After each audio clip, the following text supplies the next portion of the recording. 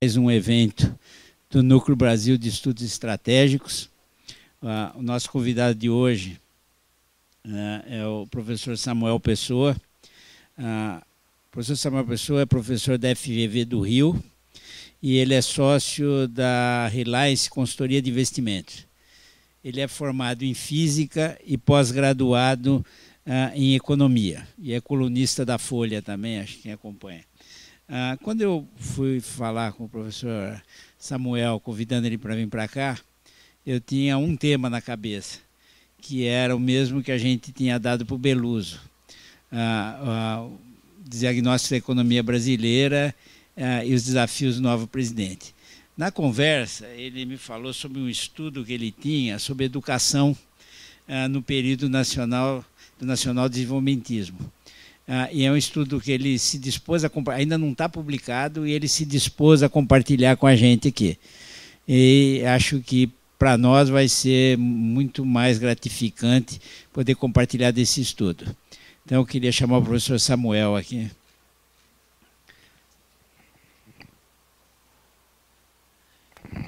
Obrigado, Paulo. Bom, muito obrigado pelo convite, uma satisfação estar aqui, gente, um monte de gente. Acho que eu vou falar de pé. Senão quanto tempo eu tenho para...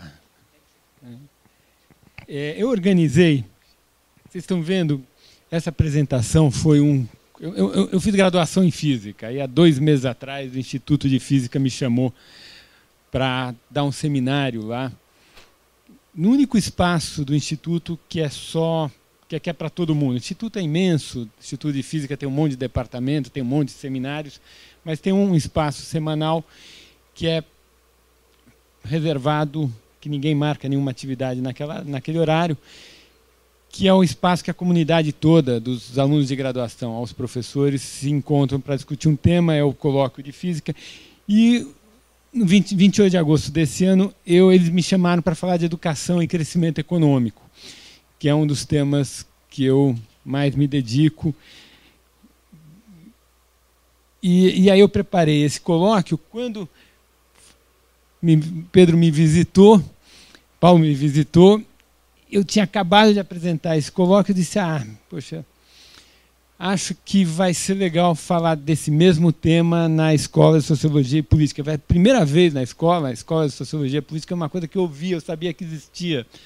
Nunca tinha visto o prédio, nem sabia onde era, imaginava que fosse uma casa antiga no Centro Velho. Não sei por que eu achava que era uma casa antiga no Centro Velho. Descobri que é uma casa antiga, mas no que a minha avó chamaria de Centro Novo. Acho que aqui nem Centro Novo aqui é Vila Buarque, eu acho, né? E é uma enorme felicidade para mim estar aqui. A minha conversa vai ser organizada nessas 3 partes. O primeiro tema vai ser expor para vocês como que a comunidade dos economistas tratou o tema do papel econômico da educação. Esse é um tema que começou a ser discutido no final dos anos 50, gerou muita dúvida, muita controvérsia, e acho que a gente pode dizer que hoje existe um relativo consenso que a educação é muito importante para o desenvolvimento econômico. Essa é uma conquista relativamente recente, demorou muito tempo para que nós nos convencêssemos desse tema, desse resultado. Eu vou expor exatamente qual foi a dificuldade, quais foram os temas envolvidos.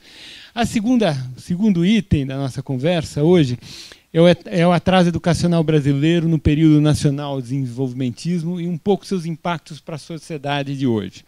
O que eu vou tentar argumentar aqui é que a gente cometeu um erro histórico no século XX, costumo dizer que é o maior erro que a gente cometeu no século XX, que foi aceitar, de uma forma ou de outra, a nossa sociedade aceitou enfrentar uma transição demográfica, que iniciou em 1930, mais ou menos, e terminou por agora.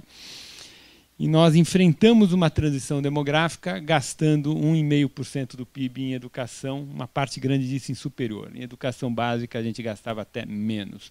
Ou seja, foi uma sociedade que no momento que a gente estava passando por um boom populacional, por uma explosão populacional, nós éramos essencialmente uma fábrica de produzir crianças e jogar criança nas ruas. As crianças estavam fora da escola. E eu vou tentar argumentar que uma série das características e dos problemas sociais que nós temos hoje são consequência dessa escolha que a gente fez lá pelos anos 30. A terceira parte é a parte talvez mais original, é apresentar os primeiros resultados de um estudo que a gente chama estudo de história contrafactual, que tenta ver qual seria a cara do país em 1980 se nós tivéssemos gasto em educação 40% do PIB a mais do que a gente gastou ao longo das 5 décadas que inicia em 30 e vai até 80. Tá, por que eu escolhi o período de 30 a 80? Porque esse é o período do nacional desenvolvimentismo. E eu termino com uma rápida conclusão, que é tentar entender por que a gente embarcou no nacional desenvolvimentismo e por que a gente descuidou tanto da questão educacional. Por que a gente cometeu esse erro? Outras sociedades não cometeram o mesmo erro que a gente cometeu, mesmo quando a gente olha nos nossos vizinhos da América Latina, nós somos uma sociedade que particularmente investiu pouco em educação. O que eu quero dizer particularmente investiu pouco em educação? Se você controlar pelo PIB per capita, né, a gente sabe que tem uma associação positiva entre renda per capita e educação. E eu posso estabelecer uma reta, uma relação, essa relação positiva, e tem desvios em relação a essa relação positiva. O Brasil é um país que tem carência de educação no sentido de que, dada a norma internacional e dada inclusive a norma dos nossos vizinhos, pelo nosso nível de renda per capita, a gente deveria ter educação, um nível maior de educação. A gente tem uma certa escassez de educação, a gente está resolvendo o problema, nós começamos a resolver o problema quando a sociedade se democratizou, mas nesse período de 30 a 80, particularmente a nossa carência, o nosso déficit educacional era muito grande, mesmo em comparação com os nossos vizinhos latino-americanos. Então, vamos começar. Eu não vou ficar muito em cima desse negócio, eu a vida toda fui professor, eu gosto de dar aula, né? E professor é um bicho infernal, você dá um microfone, o cara começa a falar, não para mais, eu sou mais ou menos assim. Mas uma outra coisinha eu uso essa apresentação. Os economistas começaram a se preocupar com o tema da educação no final dos anos 50, economistas da Escola de Chicago. Soube hoje que a Escola Livre de Sociologia e Política foi fundada com uma influência forte da Escola de Sociologia Americana de Chicago. Os economistas do Departamento de Economia da Universidade de Chicago, no final dos anos 50, começaram a se preocupar com o tema educacional e com o tema do papel da educação no funcionamento da economia, que era uma questão mais macro, crescimento econômico, coisas assim, e do papel da educação no funcionamento do mercado de trabalho, que era uma questão mais microeconômica. Então, tinha questões desde entender desigualdade de renda, será que a educação tem alguma relação com desigualdade de renda? Entender rotatividade do trabalho, será que a rotatividade do trabalho vai ser maior ou menor com educação? E a questão básica, que sempre motivou essa linha de pesquisa pelos 40 anos subsequentes, que era qual a relação, como que eu explico a relação positiva que existe entre educação e salários? Essa era a questão básica que as pessoas queriam entender. Tem um fato observado, muito claro, que vale até hoje, vale em qualquer lugar do mundo, vale em qualquer momento da história, pelo menos da história moderna, que é pessoas mais escolarizadas, mais educadas, com maiores níveis de educação, comandam maiores salários no mercado de trabalho. Esse é um fato observado. E essa era uma das questões que os economistas da Universidade de Chicago, Jacob Mincer, primeiro Gary Becker, Schultz, queriam entender. Por que quem estuda mais ganha mais? E a outra questão era tentar entender o papel econômico da inflação para saber se valia a pena ou não o Estado aumentar os seus gastos em educação. Tem essa questão. Onde aumenta mais os gastos ou não, se aumenta mais no fundamental, mais no superior, como que essa coisa tem que ser feita.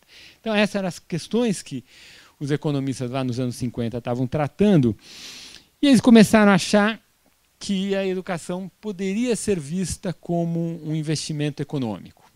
E se criou a teoria do capital humano. A ideia era que quem estuda é apresentado, adquire algumas habilidades, essas habilidades fazem com que a pessoa que estudou seja um trabalhador melhor, um trabalhador mais produtivo, e essa produtividade maior, dado que o mercado de trabalho remunera as pessoas mais ou menos pela produtividade, justificava maiores remunerações. Então essa era a ideia de que o investimento em educação ele era feito porque ele tinha um motivo econômico claro, que era aumentar a produtividade para aumentar o salário. E aí as pessoas começaram a tratar a educação como uma decisão de investimento.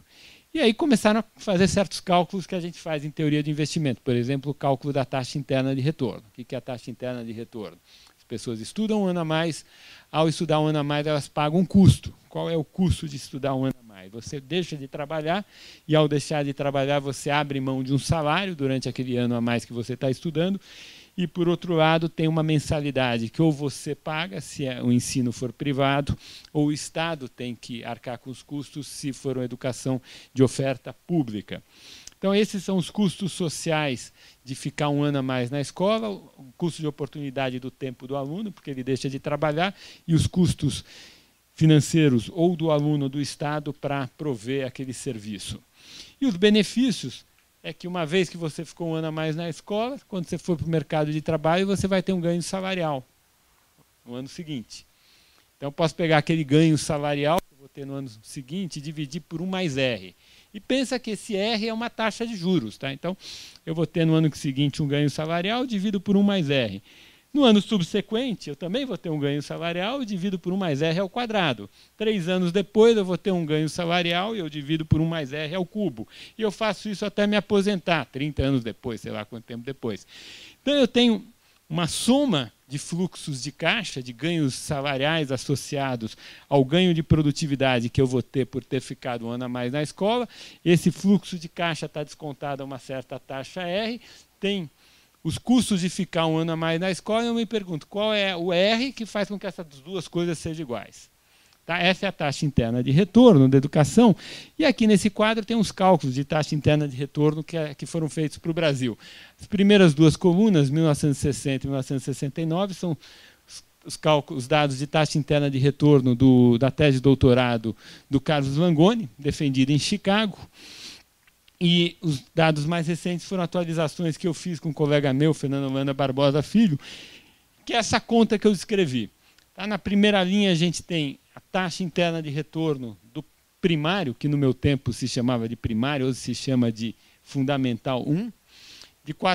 Na segunda linha tem a taxa interna de retorno para o Brasil de 4 a 8, que era o que no meu tempo se chamava de ginásio, hoje se chama, acho que, Fundamental 2. De 8 a 1, a terceira linha é o médio, no meu tempo chamava colegial, e a quarta linha é a taxa interna de retorno do curso superior. Vamos pegar, por exemplo, a primeira linha, a gente vê que a taxa interna de retorno da educação dos anos 60 é uma loucura, né, gente? 48% ao ano. Isso é uma taxa real, tá? Já desconta a inflação. Então, assim, o que esse número está dizendo é que estudar o ginásio todo, ter o ginásio completo nos anos 60, era uma aplicação financeira que rendia por ano quase 50% real de juros. Evidentemente, é uma taxa altíssima. Por quê? Porque o país não investia em educação, tinha uma carência imensa de gente escolarizada e, portanto, a taxa de retorno era muito alta. Conforme o país foi melhorando, o país foi ficando um país mais civilizado, a taxa de retorno do primário, do Fundamental 1, caiu. Vocês também devem estar achando super interessante, na primeira coluna, em 1960, o número mais de baixo, mostrando uma taxa interna de retorno relativamente baixa do superior. Isso é engraçado, né? Porque o superior dava um ganho de salário super alto. Naquela época, um médico, um engenheiro, ter uma profissão superior significava um ganho de salário muito alto. A gente já vai mostrar o porquê que a taxa interna de retorno era muito baixa, porque o custo por aluno do superior naquele período era cavalar, era um custo muito alto. Então o ganho era alto, mas o custo era muito grande. Essa medida aqui não é uma medida de ganho privado ou de taxa interna de retorno privado, mas é a social. E na social eu tenho que levar em consideração todos os custos de provimento daquele serviço, inclusive quanto que o Estado gastava. O Estado gastava muito por cada aluno no ensino superior naquela época. Então, essa era a primeira maneira como os economistas trataram essa questão. Isso aqui eu estou nos anos 50, até meados dos anos 60. Aí nos anos 70 apareceu um cara meio genial, um cara super inteligente e meio iconoclasta, assim, que adorava pensar coisas diferentes, que é o Michael Spencer. Michael Spencer, há uns 4 anos atrás ou 5 anos atrás, ganhou o Nobel de Economia. É um cara, acho que ele é professor de Stanford hoje, é um cara que produziu pouco na vida dele, produziu uns 3 ou 4 papers, os 4 ou 3 papers que ele produziu na vida, absolutamente geniais, seminais, e com esse trabalho ele levou o Nobel. E um dos trabalhos geniais dele foi sobre economia e educação. Ele chegou e disse, olha, essa teoria de capital humano é muito legal, tá, eu entendo, mas eu acho que o mundo não é assim. Eu acho que as pessoas que têm salário maior, elas não têm salário maior porque elas foram para a escola e aprenderam um monte de coisa. Eu acho que não é assim. Elas ganham mais porque elas nasceram mais habilidosas. Ou seja, o ganho de salário das pessoas no mercado de trabalho, o Spencer fez essa hipótese super amalucada. Mas tem essa coisa super legal entre os economistas, que é qualquer hipótese maluca vale, está no jogo. Qualquer maluquice a gente está disposto a pensar sobre ela, desde que você tenha um modelo formal que ajude a organizar as ideias e desde que esse modelo formal gere alguma implicação empírica sobre o mundo real que eu possa lá testar e ver se faz algum sentido ou não aquela sequência de raciocínio. Atendendo essas duas condições, qualquer maluquice a gente está valendo.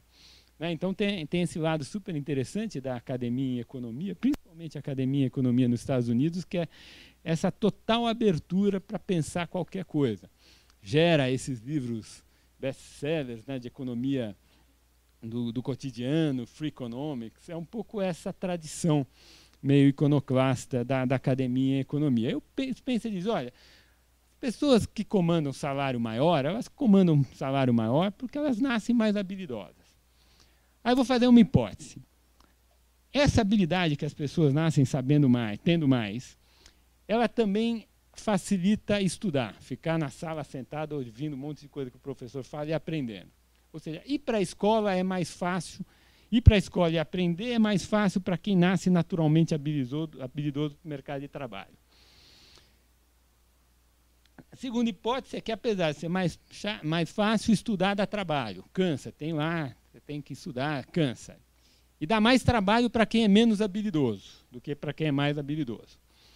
Sob todas essas hipóteses, tem um resultado que é óbvio, que deriva dessa sequência de pensamento, que é quem é mais habilidoso fica mais tempo na escola, e ao ter ficado mais tempo na escola, ele está sinalizando para o mercado de trabalho o tipo dele, está dizendo quem ele é, está dizendo para o mercado de trabalho que ele é um cara tipo mais habilidoso. Mas o cara que é menos habilidoso não pode tentar enganar o mercado de trabalho ficando mais tempo na escola. Ele pode tentar enganar. O problema é que custa ficar na escola e não vai conseguir enganar tanto assim. Então, o Spencer lançou a hipótese que a gente chama uma hipótese competitiva, a hipótese da teoria do capital humano, que é a teoria da sinalização. As pessoas vão para a escola, não é para aprender, a escola é absolutamente inútil, as pessoas vão para a escola só para depois de se formarem, elas sinalizarem para o mercado de trabalho qual é o tipo delas. E o que elas fazem no trabalho não tem nada a ver com o que elas estudaram na escola. No trabalho elas fazem alguma coisa que está associada com essa habilidade inata, que elas nasceram com aquilo, e elas vão para a escola só para sinalizar. Evidentemente, eu estou levando o argumento no limite, o Spencer também levou o argumento no limite, mas a ideia era tentar saber o grosso do retorno da educação associada à educação. Esse negócio é uma habilidade inata, são habilidades adquiridas estudando. E aí o Spencer levantou esse argumento lá no meados dos anos 70 e foi meio uma revolução. Todo mundo começou a pensar, meu Deus do céu, e se sinalização for importante? Todo mundo sabe que uma parte não é sinalização, mas e se sinalização for muito importante? O problema, a dificuldade, é que as duas visões de mundo sobre o papel econômico da educação, elas tinham a mesma implicação empírica. Elas, em princípio, eram, do ponto de vista observacional, equivalentes. As duas teorias diziam que maiores níveis de educação geravam maiores rendas. O problema é que o mecanismo causal era totalmente diferente. Uma teoria dizia que a educação causava maiores rendas via ganho de produtividade associada àquelas habilidades adquiridas no mercado, adquiridas na escola, enquanto a outra visão de mundo dizia que a educação não causava maiores salários, a educação simplesmente servia como um sinalizador para o mercado de trabalho de habilidades inatas, e o que causava maiores salários eram as habilidades inatas que as pessoas tinham. A hipótese do Spencer não é tão maluca assim. Tem vários mercados de trabalho, entre aspas, que a remuneração vem por habilidades inatas. Por exemplo, mercado de jogador de futebol. Certamente o ganho de salário que o Neymar tem com relação ao jogador da terceira divisão não está associado a nada que ele adquiriu treinando. Está associado a um talento que ele nasceu com ele.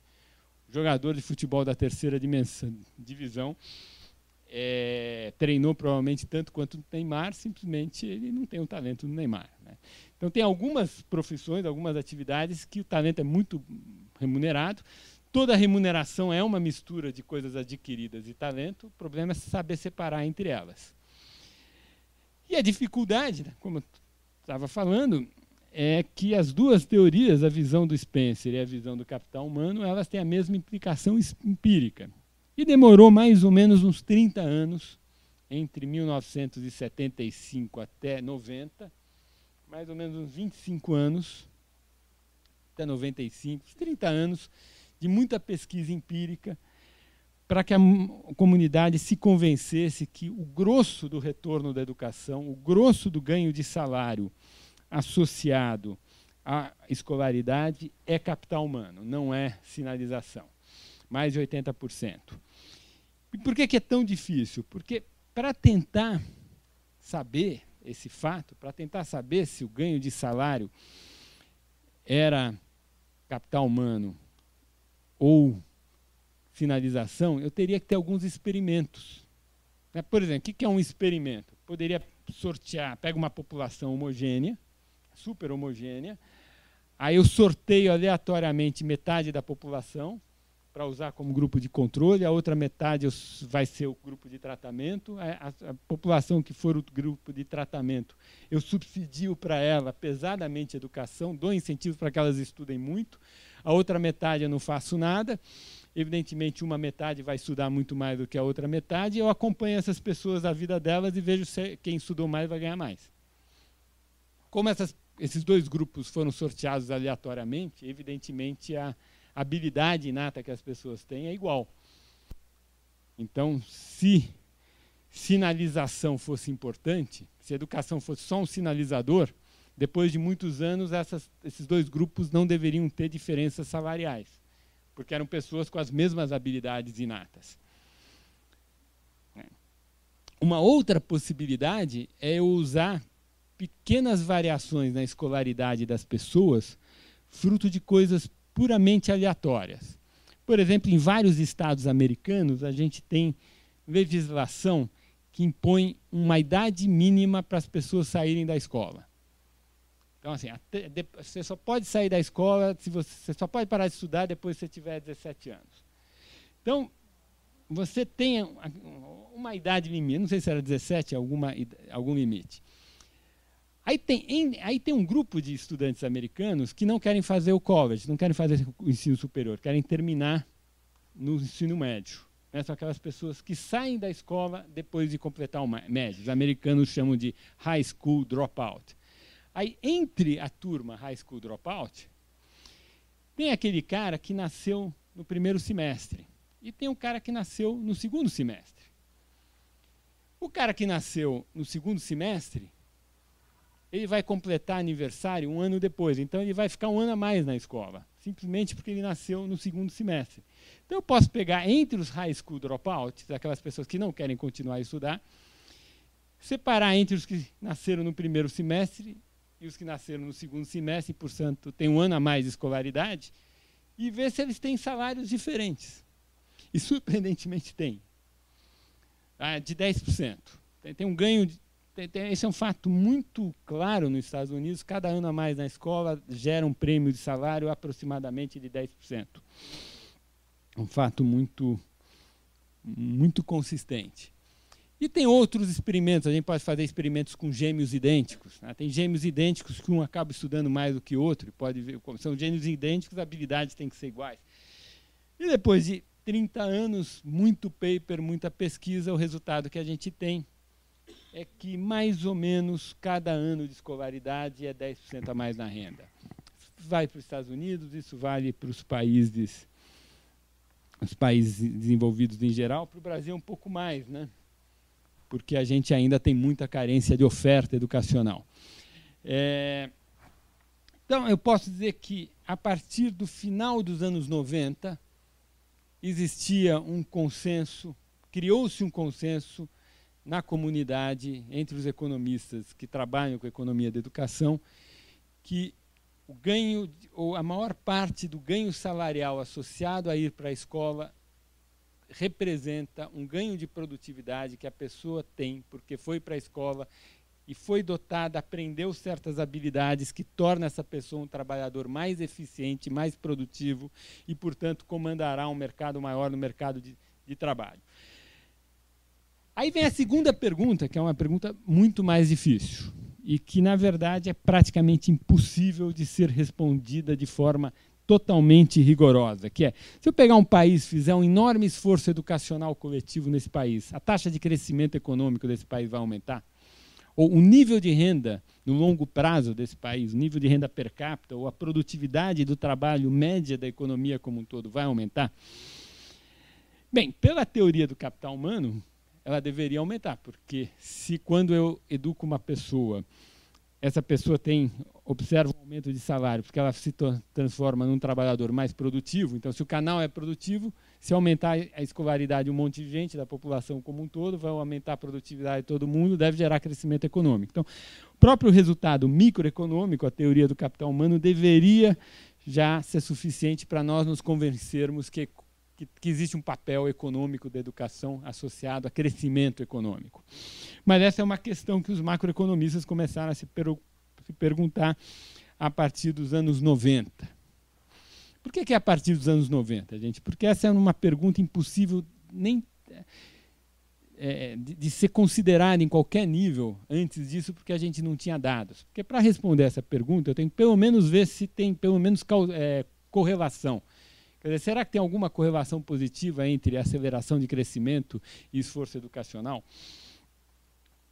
Para verificar pelo menos se tem correlação, eu preciso ter bases de dados em que eu tenho, durante muitos anos, durante muitas décadas, dados de renda per capita de países ou de produtividade do trabalho de países, dados de anos de escolaridade da PEA, se eu tiver qualidade, dados de qualidade da educação, desempenho da garotada em provas tipo PISA, melhor ainda, para vários anos, para vários países, dados de taxas de investimento, outros dados, porque crescimento econômico não depende só de educação, depende de outras coisas, preciso ter boas técnicas estatísticas, e essas coisas, tanto as bases de dados como as técnicas estatísticas antes dos anos 90 não estavam muito disponíveis.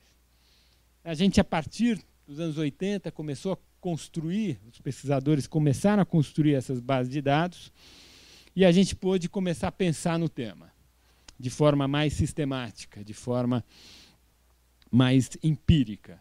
Antes disso, até os anos 80, discutir o papel econômico da educação para o crescimento econômico era uma discussão puramente intelectual, assim. Tem gente que achava que era importante, tem gente que achava que não era importante, mas tinha muita coisa, muito pouca coisa empírica, mais rigorosa que a gente poderia fazer. Evidentemente, já se sabia que várias economias que passaram por um processo de desenvolvimento grande, elas partiram de uma posição em que elas já tinham previamente muita educação. O exemplo que eu mais gosto de dar é a Nova Inglaterra. O nível de analfabetismo na Nova Inglaterra em 1750, portanto, uns 25 anos antes da Revolução Americana, era 30%. Ou seja, 30% da população adulta na Nova Inglaterra era analfabeta, os outros 70% eram alfabetizados. Para a gente ter uma ideia do que isso significa, nos anos 50 do século XX, o Brasil tinha uma taxa de analfabetismo maior do que essa. Então, a gente pode dizer que, com relação ao analfabetismo, nós estávamos nos anos 60, 70, uns 200 anos ou mais atrasados em relação aos Estados Unidos. A gente também sabe que antes do grande surto de desenvolvimento japonês no século XX, ele foi precedido de um enorme esforço educacional que veio depois da restauração Tokugawa na restauração Meiji, no fim da era dos Shogun Tokugawa, né, que foi meio uma idade média japonesa, em que nas últimas 3 décadas do século XIX houve também um enorme esforço educacional. A mesma coisa vale para a Coreia do Sul, um enorme esforço educacional nos anos 50, na verdade um pouquinho antes, na ocupação japonesa mesmo, durante a Segunda Guerra já começa o esforço educacional. E nos anos 60, na entrada dos anos 60, quando eles têm uma renda per capita bem mais baixa do que a brasileira, eles já têm um nível de escolaridade média muito superior à nossa. Então, a gente tem uma certa evidência consistente de que diversas experiências bem-sucedidas de desenvolvimento econômico foram precedidas por um certo esforço educacional grande. E com as bases de dados mais novas, a gente começou a notar que, de fato, existe correlação entre investimento, educação e crescimento. É muito difícil, para dados agregados, que envolvam um país como um todo, a gente caminhar de correlação para causalidade. O que quer dizer caminhar de correlação para causalidade? Vamos voltar para aquilo que a gente estava conversando sobre o indivíduo. Toda a microeconomia do mercado de trabalho, que ficou discutindo durante 30 anos a teoria do capital humano, a teoria da sinalização, capital humano, em ambas as teorias você tinha uma correlação positiva entre educação e salário. Correlação positiva nas duas teorias. Só que só a teoria do capital humano dizia que essa correlação era fruto, se originava numa causalidade de educação para ganhos salariais. No caso da teoria da sinalização do Spencer, existia também, segundo aquela teoria, uma correlação positiva entre educação e escolaridade, mas aquela correlação positiva ela era fruto de uma variável metida. Tinha uma outra variável metida, que tinha uma correlação positiva também com a educação, que era a habilidade inata, e era essa variável metida que estava causando a correlação positiva com os ganhos de salário, e simplesmente a educação sinalizava essa variável metida para o mercado de trabalho. Então, você tinha a mesma correlação, num caso, causalidade, no outro caso, uma correlação espúria associada a um problema de omissão de variáveis. Bem, quando a gente trabalha com países, é muito mais difícil, porque eu teria que fazer um experimento, né? Eu teria que ter um monte de países idênticos, aí sortear metade deles para subsidiar pesadamente a educação para todo mundo nessa metade, usar a outra metade como grupo de controle, me assegurar que essa coleção de países antes do início do experimento era de fato homogêneo e verificar 50 anos depois do que acontecia nos países. Se é de fato naqueles países em que eu subsidiei pesadamente a educação, eu observei depois de algum tempo uma aceleração das taxas de crescimento.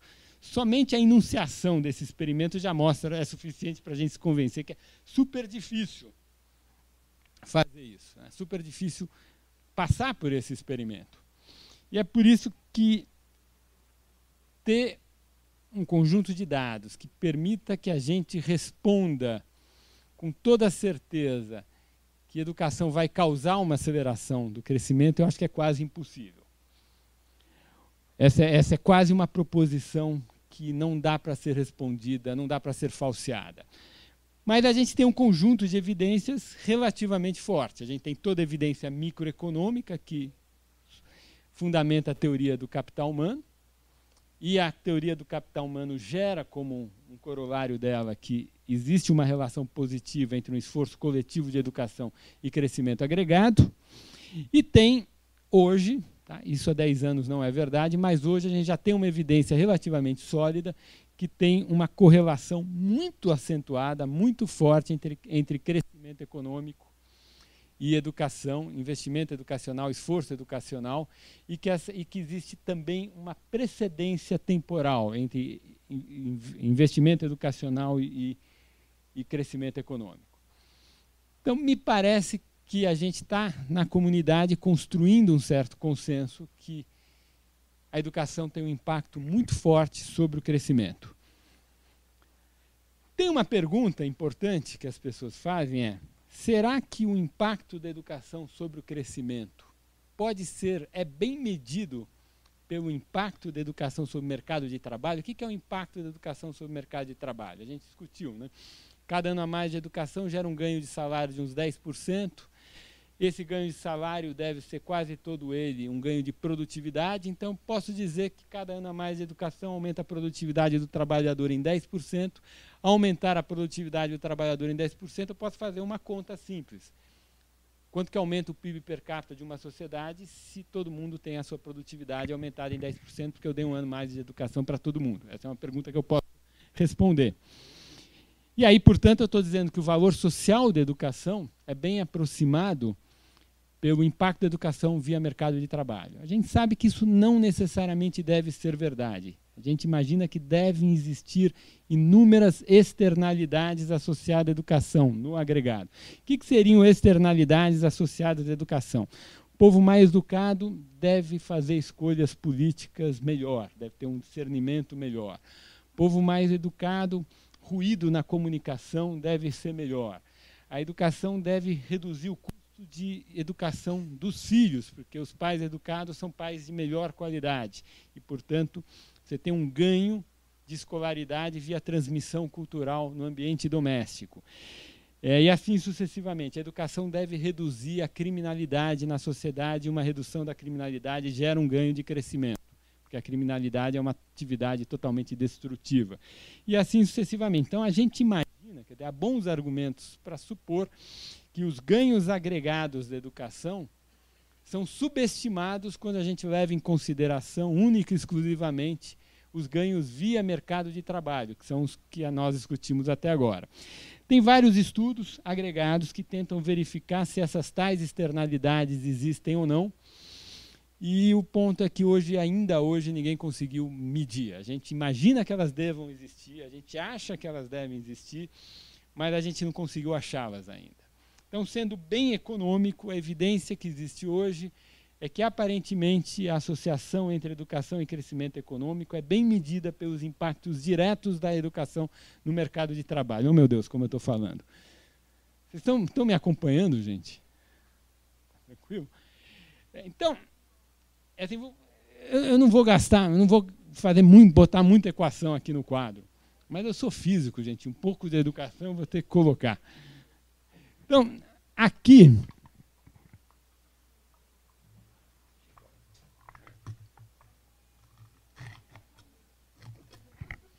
tem uma equação que a gente chama de equação de Mincer. Equação de Mincer em homenagem ao Jacob Mincer, que foi um dos primeiros caras que começou a fazer essas contas lá nos anos 50 em Chicago.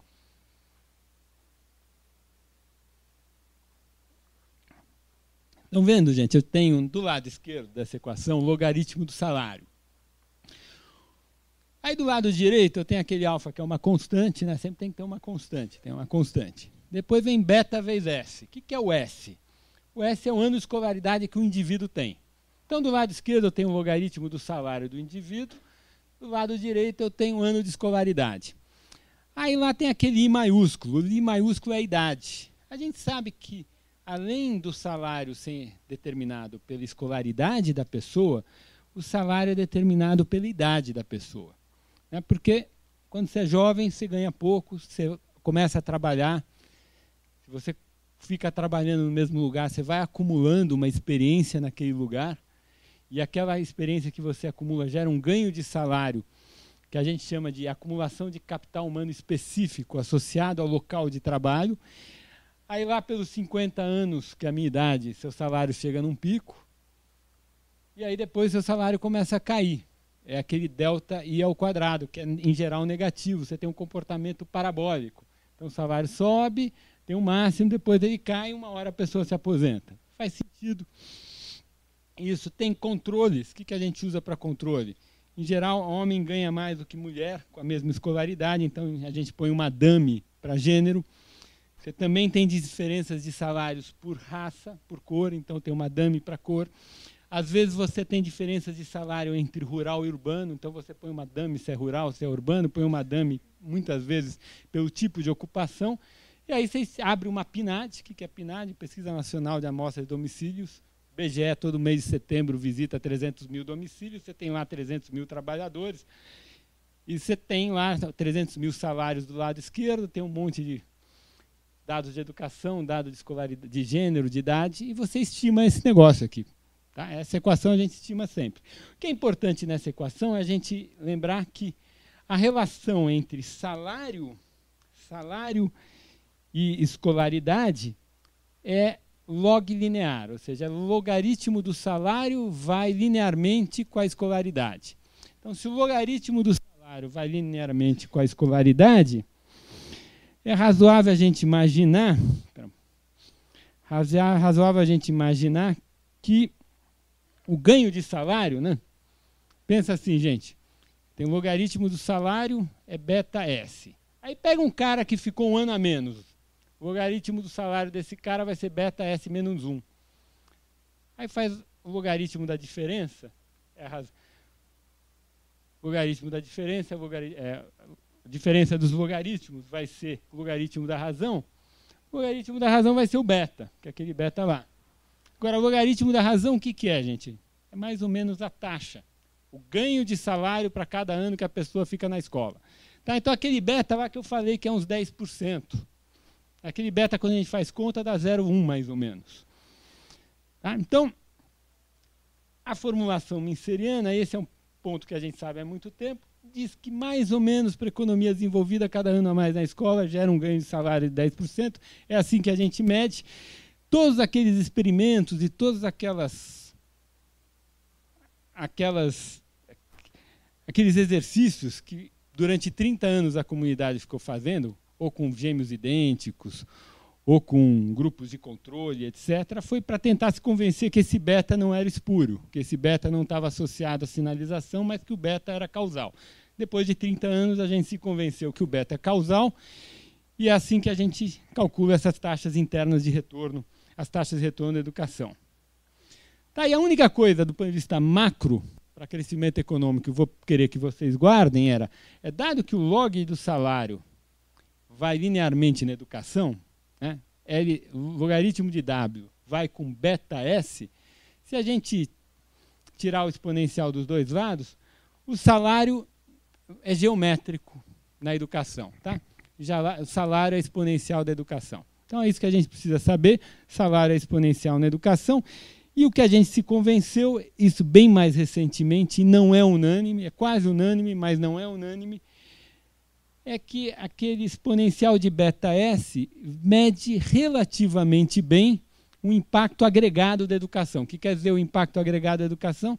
Se eu pegar e escolarizar uma população toda em um ano a mais, a produtividade do trabalho naquele país deve crescer com exponencial de beta. Exponencial de beta dá uma boa medida de qual vai ser o impacto agregado sobre a produtividade do trabalho de ficar um ano a mais na escola. Na verdade, não é exatamente exponencial de beta, é quase isso, eu já vou mostrar um pouquinho a diferença. E aí, é a última fórmula que eu vou botar. Não, isso eu vou pular. Tá? Essa vai ser a última que eu vou colocar. Dá para a gente fazer uma conta. Bom, dado que a educação é tão importante e que quase todo mundo está convencido que existe um impacto agregado, tem países que têm menos educação do que outros. Quanto do diferencial de produtividade do trabalho entre esses dois países eu posso atribuir ao diferencial de escolaridade entre os países? Então, gente, olha, ganho de salário, o ganho de produtividade é exponencial de beta vezes S. Então, se eu tenho dois países, um tem mais educação do que o outro, deve ser exponencial de beta. Lembra que a razão das exponenciais é a exponencial da subtração, né? Tudo bem, a gente já esqueceu isso. Mas, então a conta é o seguinte, a exponencial de beta vezes a diferença de escolaridade entre os países. Exponencial de beta vezes a diferença de escolaridade entre os países dá um impacto agregado da educação na diferença de produtividade do trabalho. Na verdade, é quase isso, porque apareceu um alfa aqui. Oh, meu Deus do céu, esse alfa que apareceu aqui é a participação do trabalho na renda. Era isso, né? Beleza. Mas, gente, isso é só para a gente se convencer que tem umas maneiras relativamente simples da gente fazer umas contas de padeiro ou de verso de envelope para tentar saber quanto do diferencial de produtividade do do trabalho entre o Brasil e os Estados Unidos, por exemplo, eu posso atribuir ao diferencial de escolaridade que existe entre a força trabalhadora do Brasil e a americana. A produtividade do trabalho no Brasil é 5 vezes menor do que a produtividade do trabalho nos Estados Unidos. Significa que 1 hora trabalhada nos Estados Unidos produz um produto que é 5 vezes maior do que 1 hora trabalhada no Brasil. A gente sabe que esse diferencial de produtividade deve ter umas 3 coisas por trás dele. Escolaridade é uma, é muito importante. A outra é a quantidade de capital físico que cada trabalhador tem. Os Estados Unidos acumulou uma quantidade maior de capital físico, máquinas, estrutura, como esse prédio, infraestrutura, portos, estradas, etc. E quando o trabalhador tem à sua disposição uma quantidade maior de capital físico para trabalhar, e também é mais produtivo. E tem uma terceira coisa, além de capital humano e capital físico, tem uma terceira coisa, que é meio uma variável residual, ou seja, é tudo aquilo que não é nenhuma dessas duas coisas. Como a gente não sabe direito o que isso significa, a gente dá um nome bonito para ele, a gente é economista, a gente faz isso também, não é só médico. Tem alguma coisa que a gente não sabe direito o que ela é, a gente dá um nome bonito para essa coisa é produtividade total dos fatores. Então, essencialmente, diferencial de renda entre 2 países a gente pode quebrar em capital humano, capital físico e produtividade total dos fatores, que teoricamente a produtividade total dos fatores deve estar associada à produtividade sistêmica daquela economia. Ou seja, uma economia que tem uma produtividade total dos fatores do que outra, é uma economia que, com a mesma quantidade de capital humano e a mesma quantidade de capital físico, ela consegue produzir mais produto. É mais eficiente. Por isso que a gente dá um nome de produtividade.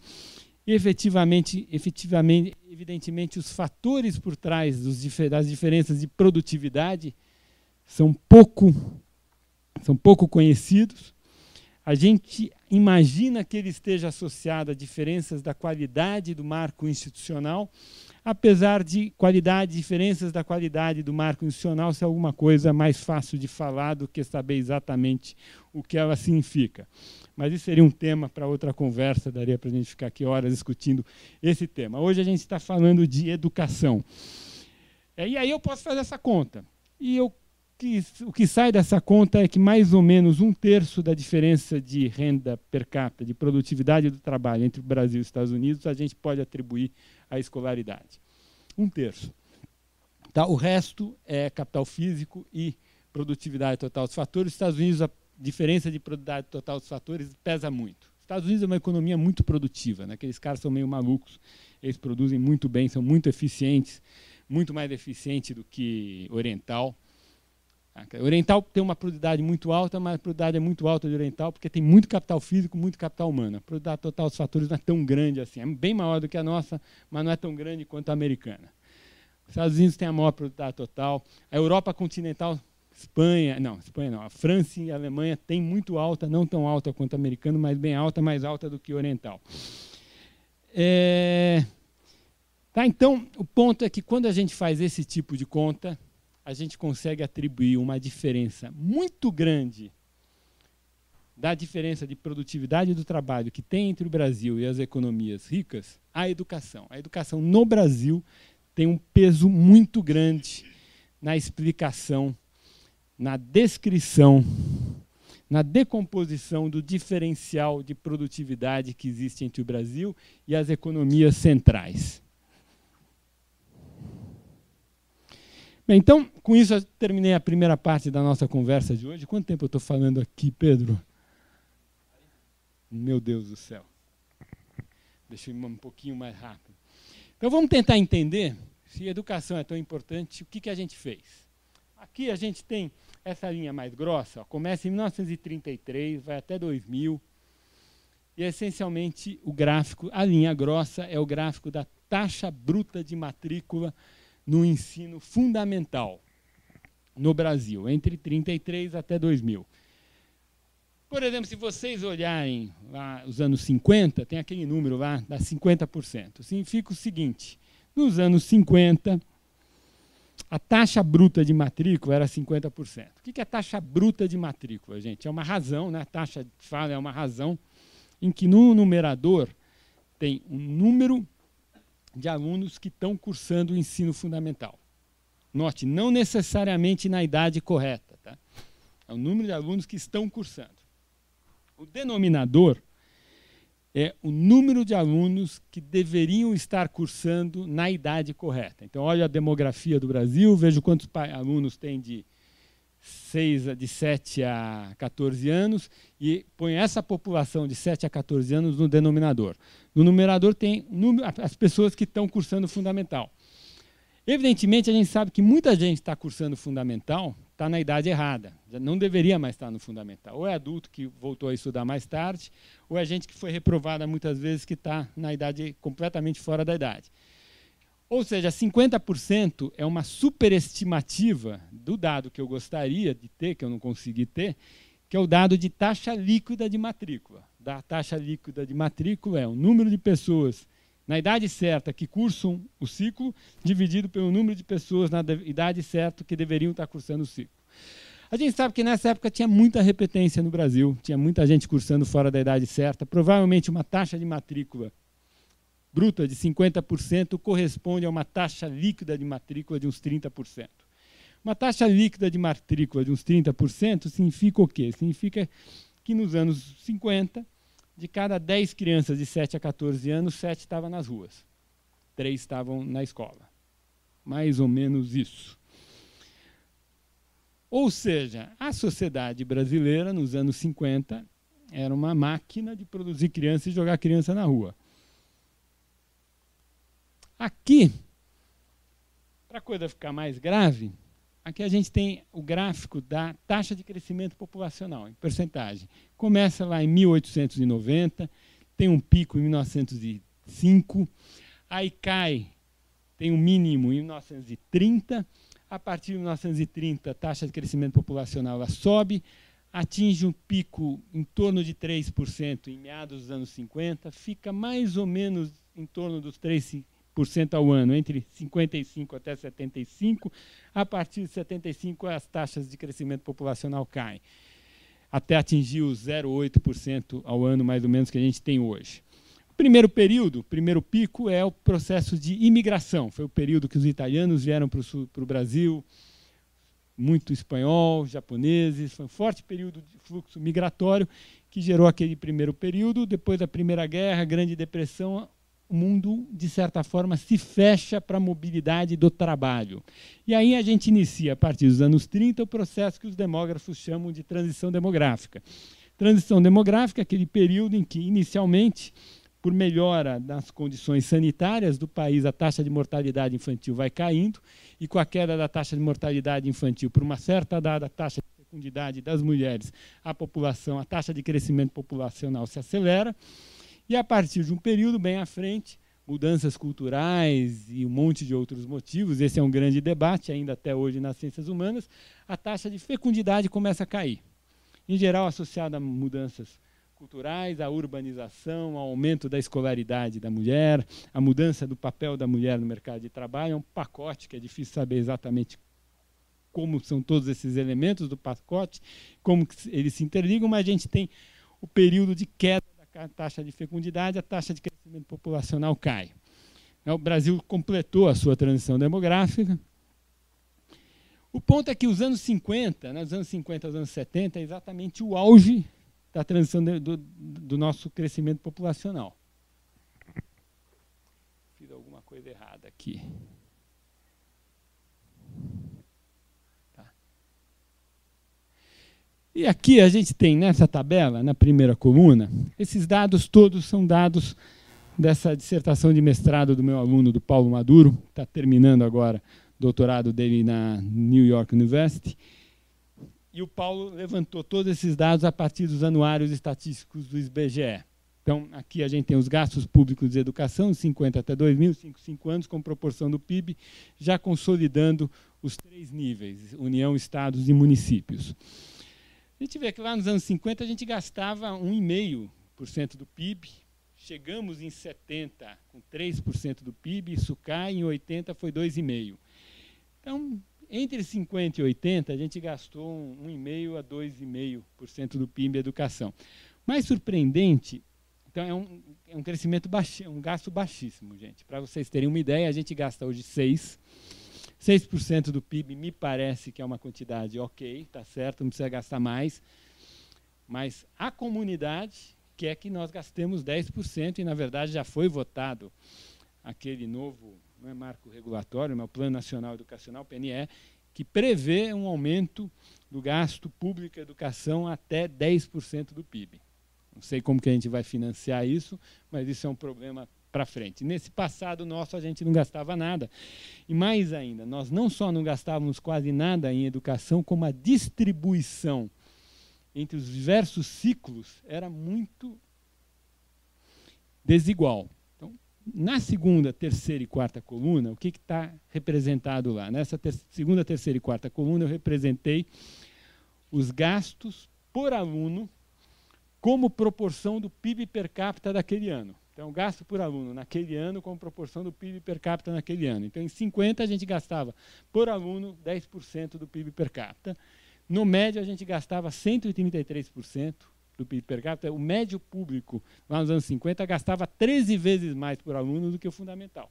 Eu, quando vi essa tabela, eu entendi de onde vinha, como que surgia aquele belíssimo curso clássico da minha avó, que todo mundo tinha saudade, que as pessoas saíam da escola média falando grego e latim, né? Lembra disso?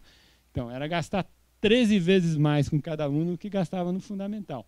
Além de uma outra mágica que o nosso sistema educacional fazia, que era expulsar pobre, né? Põe reprovação, reprovação, reprovação, joga todos os pobres para fora da escola, aí um ensino médio só para os filhos de ricos, você gasta 13 vezes mais. É um médio maravilhoso, era mais ou menos como era a escola brasileira nos anos 50. E no superior a gente gastava 75 vezes mais por aluno, gastava 750% do PIB per capita para cada aluno do superior. Por isso que aquela taxa interna de retorno que o Langoni calculou para o ensino superior no Brasil nos anos 50 a 60 dá tão baixinha. Porque apesar do prêmio salarial ser muito alto, o custo social de produzir o serviço educacional do superior era cavalar. Então o retorno ficava mais baixo. Tá? Então, quando a gente pega esse pacote todo, eu costumo dizer que os anos 50, no meu entender, é o período mais esquizofrênico da nossa história. No sentido que, provavelmente, a zona sul do Rio de Janeiro, nos anos 50, deveria ser o melhor lugar do mundo para se morar, né? Para os ricos morarem, evidentemente. O Brasil ganhava campeonato de futebol, ganhava campeonato de tênis em Wimbledon, a gente criava a bossa nova, construía Brasília no meio de nada, e 7 de cada 10 crianças de 7 a 14 anos estavam nas ruas. Evidentemente, gente, a tragédia social que bateu no Brasil a partir dos anos 80 e com mais força a partir dos anos 90, ela começou a ser construída nessas décadas dos anos 30 aos anos 80.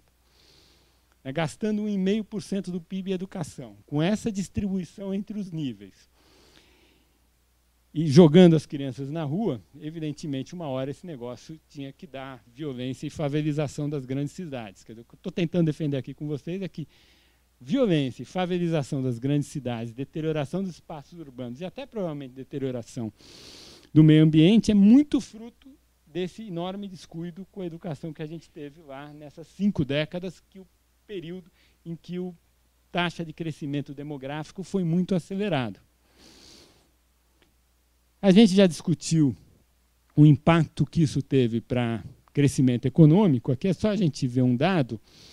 Essa base de dados foi construída a partir dos dados do Barran-Lee. Barran-Lee são 2 pesquisadores que trabalham na Academia Americana que coletaram dados de anos médios de escolaridade da PEA para diversos países do mundo. Então, o preto é o Brasil. Olha, o Brasil está em 3, e aí não cresce quase nada.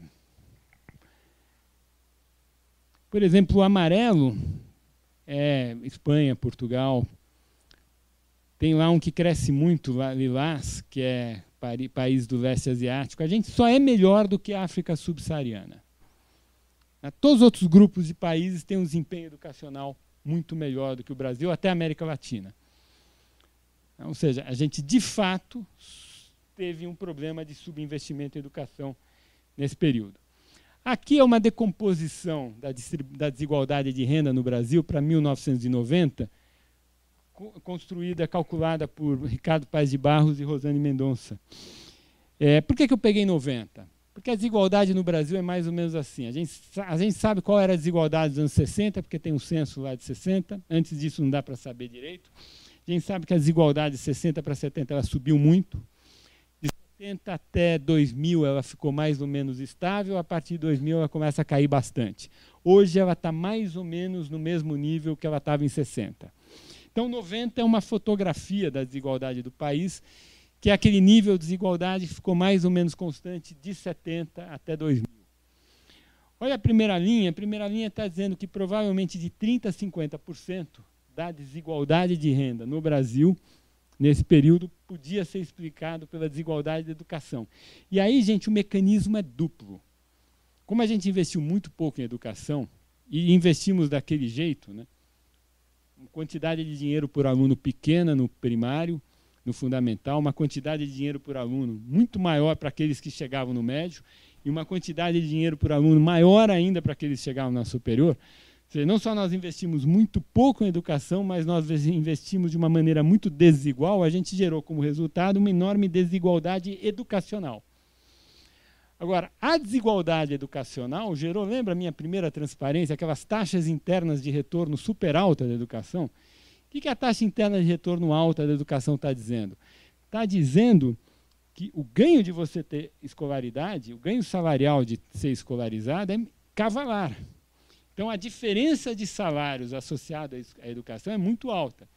Então, você tem dois fenômenos, dois fatores contribuindo para aumentar a parcela da desigualdade de renda que pode ser atribuída à desigualdade de educação, que é uma enorme desigualdade de educação e uma enorme remuneração pelo mercado de trabalho do fator educação.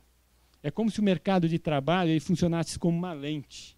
E a partir de uma desigualdade de educação que já é cavalar, eu ponho aquela lente côncava e aumento mais ainda. Eu aumento a desigualdade educacional via mercado de trabalho. Então, esses dois fatores eles faziam com que lá pelos anos 90, de 30% a 50% da desigualdade de renda no Brasil fosse explicado pela desigualdade da educação. Para vocês terem uma ideia, por exemplo, a discriminação do mercado de trabalho de gênero explicava, em 90, 5% da desigualdade de salários. A discriminação de cor no mercado de trabalho explicava 2%. Qualquer outro fator que tinha um impacto sobre a desigualdade de renda tinha um poder explicativo sobre a desigualdade muito menor do que a educação. Ou seja, a educação não só gerou uma baixíssima produtividade do trabalho, que em última instância explica por que o PIB per capita do Brasil é baixo, é um dos fatores que explica por que o PIB per capita no Brasil é baixo, mas também gerou uma enorme desigualdade de renda. E a gente pode imaginar todos os fatores que decorrem de uma sociedade muito desigual. E aí vale uma pergunta, gente. Esse período, que é o período no nacional desenvolvimentismo, de 30 até 80, é um período em que a gente passou por um forte processo de estatização dos setores de utilidade pública. Eu falo de telefonia, transporte urbano, geração e distribuição de energia elétrica. Esses setores eles começaram, lá no final do século XIX, eles começaram a ser ofertados por empresas privadas, ferrovias. Isso tudo era investimento privado e foi investimento privado até os anos 30. A partir dos anos 40, começa um processo de estatização. O setor público começa a assumir responsabilidades nesses setores de utilidade pública. Quando a gente olha o debate que havia nos anos 50, por que o setor público teve que assumir esses investimentos, tem duas visões. Tem uma visão nacionalista e uma visão não nacionalista. A visão nacionalista diz o seguinte, olha, essas empresas de utilidade pública, privadas, em geral elas são de capital estrangeiro, gringo quer explorar a gente, taxa de retorno que eles cobram para ofertar esses serviços é muito alta, o Estado tem que ofertar porque senão a gente vai pagar muito royalty, vai pagar muito dividendo para esses caras vão extrair dinheiro da gente. Essa era uma visão. A visão alternativa, mais privatista, dizia, olha, desde os anos 30 que a gente teve o Estado Novo, em seguida a Revolução de 30, você teve um governo meio nacionalista que começou a fazer controle tarifário, porque esse governo tinha uma visão ideológica contrária ao investimento privado estrangeiro, começou a controlar a tarifa. Ao controlar a tarifa, o retorno dos investimentos caiu. Ao cair o retorno do investimento, o setor privado parou de investir. Ao setor privado parar de investir, a qualidade do serviço caiu, o setor público teve que assumir o serviço. O problema é que, ao fazer isso, o setor público teve que pegar dinheiro do orçamento e colocar na oferta desses serviços. Tem um custo de oportunidade, porque o orçamento é um só. E, ao fazer isso, ele deixou de colocar dinheiro de orçamento em outra coisa. A gente sabe onde um dos lugares importantes que ele deixou. Já gastei bastante saliva aqui convencendo vocês que a gente investiu muito pouco dinheiro em educação nesse período. Então, vale a pena a gente olhar se essa foi uma decisão sábia. Será que a gente fez certo em estatizar esses setores todos de utilidade pública? Esse é um exemplo, é um gráfico que eu tirei de uma dissertação de mestrado de um outro aluno meu, um aluno brilhante que eu tive no mestrado profissional na Escola de Pós-Graduação em Economia no Rio de Janeiro, na Fundação do Rio, que a gente resolveu olhar, estudar o caso da Light. A empresa Light é uma empresa de capital canadense que estabeleceu inicialmente em São Paulo em 1898. Em 99 começou a operar no Rio de Janeiro. Ela operou até 1978, quando ela foi finalmente estatizada em tudo. A Light, em 30, ela era responsável por toda a telefonia de Rio e São Paulo, por toda a mobilidade urbana de Rio e São Paulo, era responsável pelos bondes e era responsável também pela geração e distribuição de energia elétrica no estado do Rio e no estado de São Paulo. No estado de São Paulo não tudo, mas uma grande parte. Bom, como o Brasil, lá nos anos 30, era essencialmente Rio e São Paulo, olhar a Light é estudar uma boa parte da oferta de serviços de utilidade pública. Então é interessante, esse aluno meu conseguiu. A gente descobriu que a holding do Canadá ainda tinha os balanços, e a gente conseguiu os 80 balanços, desde o primeiro de 1898 até o último de 1978. Na verdade, 81 balanços. Era uma empresa de capital aberta, com ações negociadas na Praça de Nova York, de Toronto e de... Qual a cidade da Holanda que tem? Amsterdã. Eu acho que não é Amsterdã. Não, acho que é Amsterdã. É uma empresa de capital aberta que era auditada todo ano, os balanços eram auditados, e a gente consegue, a partir dos estudos do balanço, a gente conseguiu reconstruir aquela TIR, taxa interna de retorno. Lembra? Meu primeiro gráfico era a TIR do Brasil, da educação. A gente viu a coisa de 20%, 30%, 40%, 10%. Pergunta, qual foi a TIR da Light? Quanto que a Light pagou para o acionista gringo dela? Será que esse acionista gringo dela, de fato, explorou o consumidor brasileiro? Será que fazia algum sentido a visão nacionalista de que a gente tinha que estatizar aqueles setores? Principalmente lembrando que a gente gastava 1,5% do PIB de educação, quando a taxa de crescimento populacional era 3% ao ano. E é o seguinte, gente, a taxa de retorno da Light nessas 8 décadas foi 3,6% em dólares reais ao ano. Ou seja, tem uma notícia para dar, o Brasil não foi explorado pela Light. Na verdade, eles ganham. Hã? A Light só operava no Brasil. A gente sabe que utilities pelo mundo, utilities tem uma taxa de retorno que é por volta de 10%. Né? Vê esses leilões que a Dilma está tentando fazer, ela tentou inicialmente com taxas de 6%, não apareceu ninguém dando lance. Quando ela pôs para 10%, apareceu um monte de gente, ela conseguiu fazer os leilões. Então, utilities, em geral, é 10% real ao ano. Essa é a taxa de retorno de investimentos de longo prazo, de utilities. E no limite, né, lá no longo prazo, é mais ou menos a taxa de retorno da educação, né, uns 10% ao ano. Então, certamente, isso é muito baixo. Se vocês olharem as primeiras 3 décadas, você tem, quando ela foi instalada, deu uma taxa de retorno ok, de 6% ao ano, ainda baixa.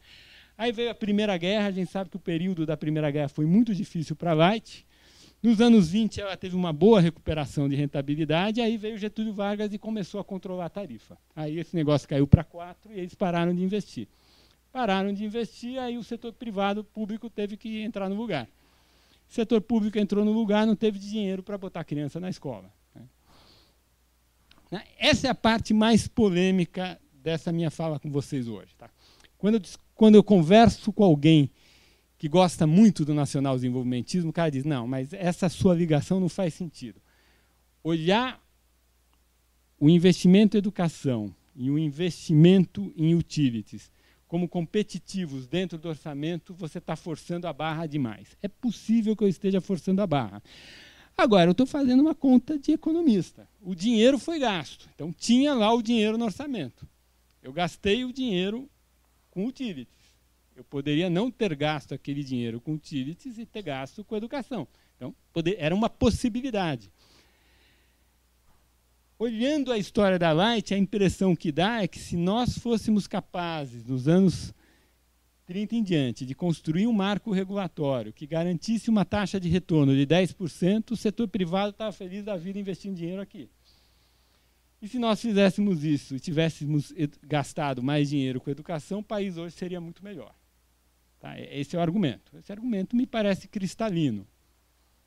A gente não fez isso, eu acho que por uma visão ideológica distorcida, pelo mesmo motivo que a presidente Dilma demorou 3 anos para fazer os leilões dela. Por que ela demorou 3 anos para fazer os leilões? Porque ela achava que o setor privado quer explorar o consumidor. É verdade, se o cara puder explorar, ele vai explorar, mas você tem que saber fazer o leilão, tem que saber construir um marco regulatório, e ela demorou muito tempo aprendendo. Essa demora do aprendizado desse grupo político petista está associado a uma visão de ideologia. Evidentemente, as pessoas são inteligentes, graças a Deus, e as pessoas aprendem. Então, quando a gente olha esse grupo político petista, me parece que eles aprenderam. E que daqui para frente a coisa vai andar bem melhor do que andou no passado, porque se passou por esse processo de aprendizado. Mas, de fato, teve um custo para a sociedade esse processo de aprendizado. Eu termino com um exercício simples. É um exercício simples não, na verdade é super complicado, gente. Por trás dessa tabela tem um monte de conta. Esse exercício é um exercício de história contrafactual. História contrafactual é uma tecnologia, uma técnica de pesquisa inventada por um historiador econômico americano, Robert Fogel, nos anos 50, nos anos 60. Robert Fogel, por ter desenvolvido essa técnica e por ter trabalhado com um problema super interessante, há uns 10 anos atrás ele ganhou o Nobel de Economia, junto com Douglas North, um outro historiador americano. E o que o Fogel fez é mais ou menos o que eu vou tentar fazer aqui. Só que o Fogel não fez para educação, como eu vou fazer, o Fogel fez para ferrovias. Né? O Fogel fez uma pergunta super interessante. Tinha lá uma série de estudos históricos que tentava avaliar, descrever a importância da ferrovia para o desenvolvimento econômico. Né? A gente vê aqueles filmes de faroeste, as diligências, depois da diligência, as chegadas das ferrovias, toda aquela discussão de progresso técnico do Schumpeter, dizendo, olha, muito importante pegar uma ferrovia, não é pegar um monte de diligência, botar uma depois da outra, você mudou a tecnologia, teve um ganho muito diferente. Então, ele tentou responder a seguinte pergunta: como seria a trajetória de desenvolvimento da economia americana ao longo da segunda metade do século XIX se essa tecnologia não fosse desenvolvida? Então você só muda isso. Todas as outras tecnologias vão ser desenvolvidas, todos os outros setores vão se desenvolver, mas essa tecnologia não vai existir. E aí eu vou ter que adaptar todo o resto da economia à inexistência dessa tecnologia. Fez lá um monte de conta e chegou à conclusão que o impacto da ferrovia para o crescimento americano na segunda metade do século XIX era muito menor do que se imaginava. Teve um historiador americano, brasilianista, o William Summerhill, que fez a mesma conta para as ferrovias no Brasil entre 1870 e 1915 e chegou no resultado muito diferente do Fogel, mostrou que para o Brasil o impacto era muito grande. E o motivo é porque o Brasil tem uma topografia infernal.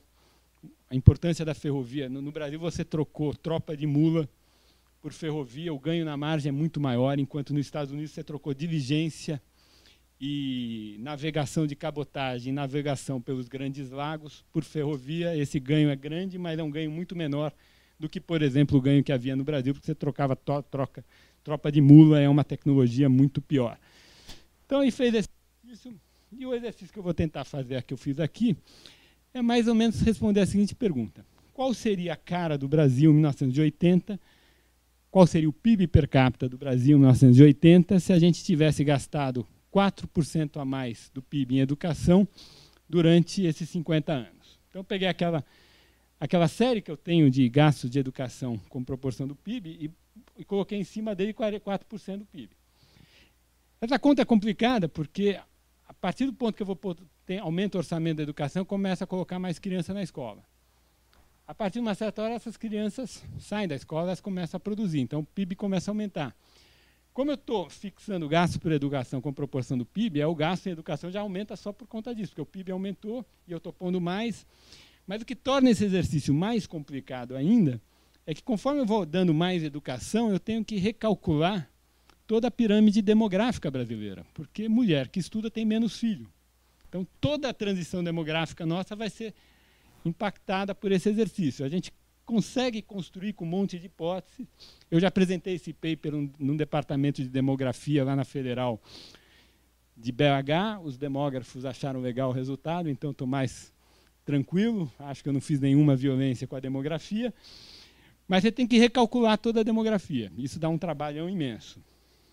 Não só isso, mas como você tem um trabalhador muito mais produtivo, esse trabalhador muito mais produtivo vai fazer com que a produtividade do capital seja muito maior. E, portanto, é razoável imaginar que, se o capital vai ser muito mais produtivo, o investimento vai ser maior. Então, tive que refazer também, a gente refez toda a trajetória do investimento, de tal forma a manter no exercício não constante o estoque de capital, mas nós mantivemos constante no exercício a taxa de retorno do capital. Então, na verdade, eu não estou dizendo que esse ganho é só de educação, uma parte do ganho é de capital também, induzido pelo aumento da taxa de retorno no capital que a maior escolaridade promoveu. E aí eu tenho que fazer uma outra suposição, que é, nesse exercício, o que acontece com a taxa de aprovação do sistema educacional. Primeira hipótese, a hipótese mais razoável, que é manter a taxa de aprovação do sistema educacional constante, que é o que está na primeira coluna. Aí a gente resolveu fazer um exercício um pouco diferente. Por quê? Porque as taxas de aprovação do sistema educacional brasileiro naquelas épocas, gente, eram coisas draconianas. Primeiro ano, a taxa de aprovação era 50%. 50% era reprovado. Aí a gente imaginou assim, vamos fazer um contrafactual em que não só eu ponho mais orçamento na educação, mas, além de colocar mais orçamento na educação, eu faço um programa Acelera Brasil. Como que funciona o programa Acelera Brasil hoje da Fundação Ayrton Senna? O programa Acelera Brasil, eu gasto R$500 por ano e, com esses R$500, eu dou um reforço em aluno que está em risco de ser reprovado. Em geral, eu recupero. Esse garoto conseguir recuperar o atraso dele, ele é aprovado. Então, eu fiz o seguinte, vamos fazer o contrafactual com o programa Acelera Brasil, que eu vou gastar uma matrícula a mais, ou seja, aquele aluno que é um candidato a ser reprovado, eu vou gastar o dobro com ele. Por que eu pus o dobro? O programa Acelera Brasil gasta 500, o gasto por aluno hoje no Fundamental no Brasil é próximo de R$5.000 ano. Então, o programa Acelera Brasil, com uns 10, 15, 20% você consegue manter o programa. Eu fui bem econômico, não vou gastar 20, 10% a mais, vou gastar 100% a mais. Então, daqueles 4% a mais que eu estou pondo na educação, uma parte agora, na coluna 2, vai ser para custear o programa Acelera Brasil. E aí a gente construiu uma maquineta, um aluno meu fez isso, que essa maquineta recalcula toda a trajetória do PIB brasileiro, pondo um gasto a mais em educação. Evidentemente, eu posso pegar aquela maquineta que a gente construiu e supor que eu vou gastar 0% a mais. Ora, se eu gastar 0% a mais na minha maquineta, eu vou estar gastando o que eu gastei. Esse exercício a gente chama o contrafactual do factual. E aí, se a maquineta está funcionando bem, o contrafactual do factual tem que gerar uma fotografia do país em 1980, que é mais ou menos o que o país era, que foi, porque eu não estou gastando mais. Então, vamos ver se a maquineta está funcionando bem. Eu produzi em 80, gastando 0% a mais em educação na minha maquineta, um PIB per capita 3,8% menor. Uma população, lembra, eu tive que recalcular toda a população. População 1% maior, uma população em idade ativa 2% maior, e aqui é em nível, não é taxa, é 6 meses, meio ano de escolaridade a mais da PIA. Então, a maquineta está funcionando super bem, ela está calibradinha.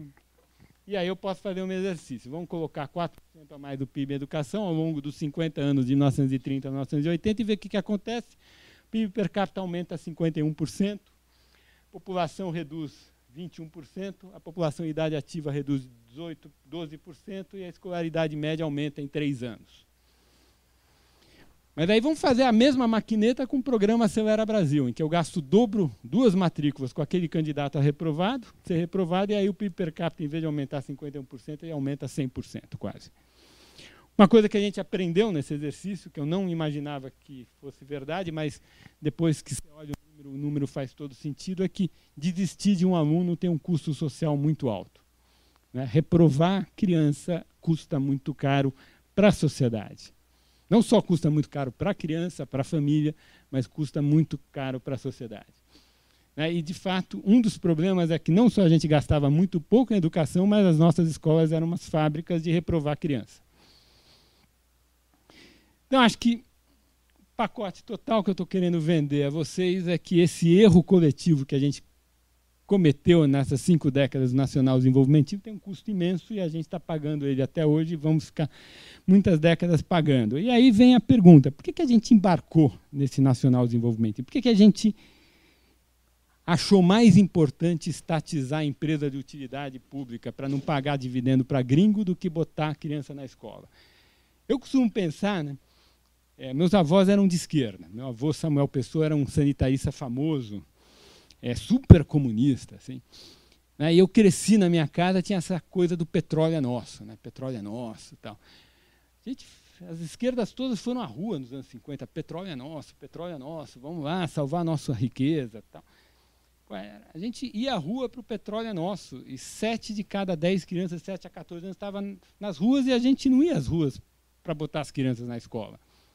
Né? Os esquerdistas, meu avô, minha avó, a gente ficava louco, os Estados Unidos roubando a gente, o petróleo é nosso, a Light, estatizar, o povo canadense. E estava 7 crianças de cada 10 na rua e a gente não fazia nada. A gente não ficava indignado, a gente achava normal. Né? Ninguém ia para a rua para isso.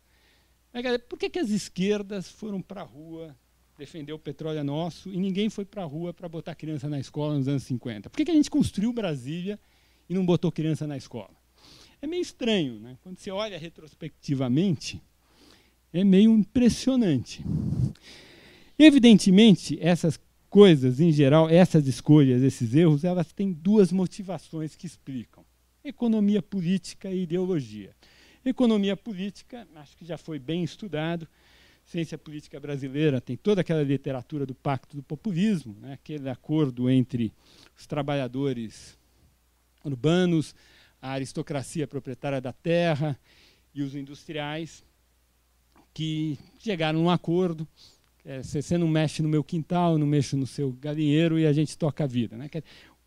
O resultado desse jogo político foi, dado que o Brasil ainda era um país rural e o grosso da população vivia no campo, sob a tutela das elites rurais daquela época, o resultado de economia política foi não valorizar a educação.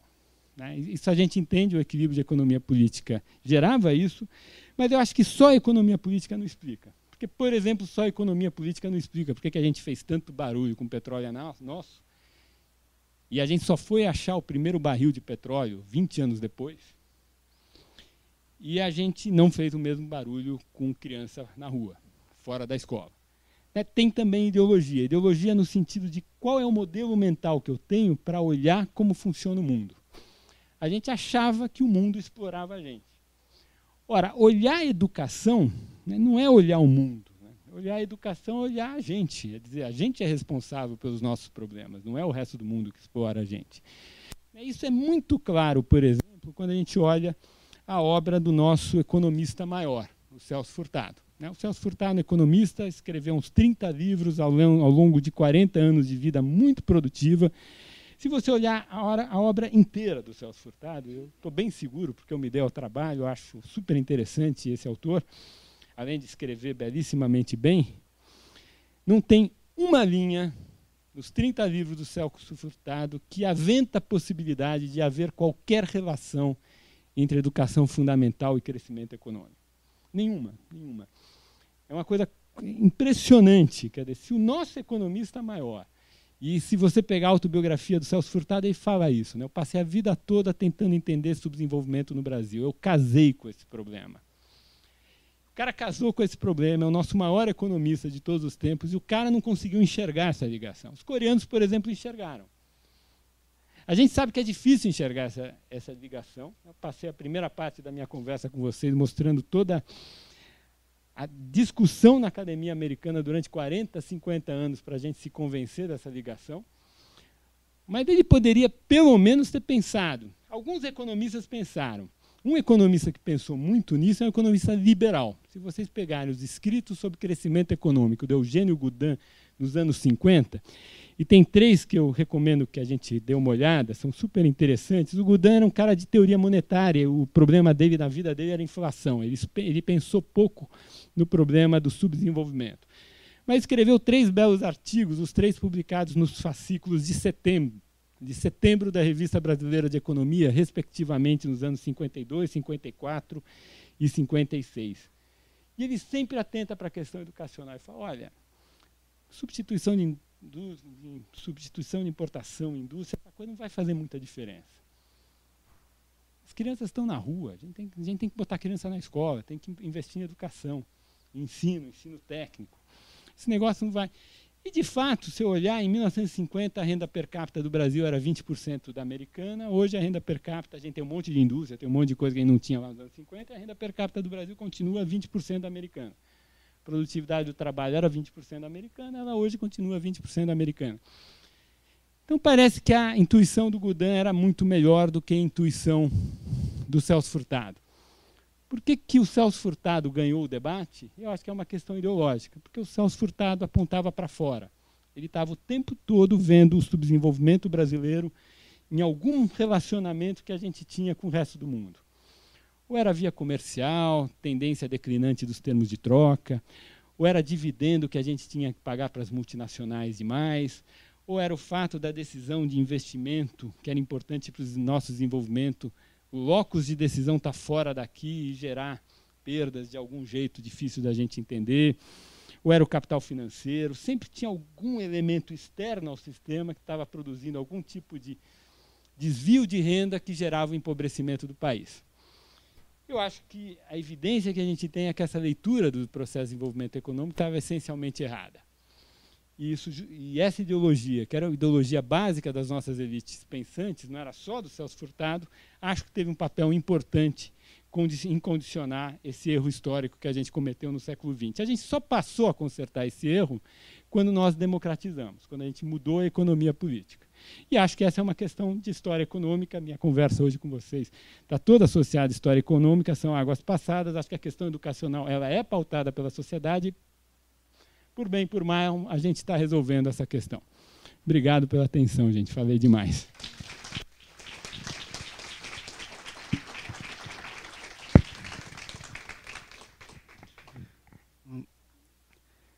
Como nossa prática, pelo menos umas 2 perguntas, se alguém tiver, porque já está tarde.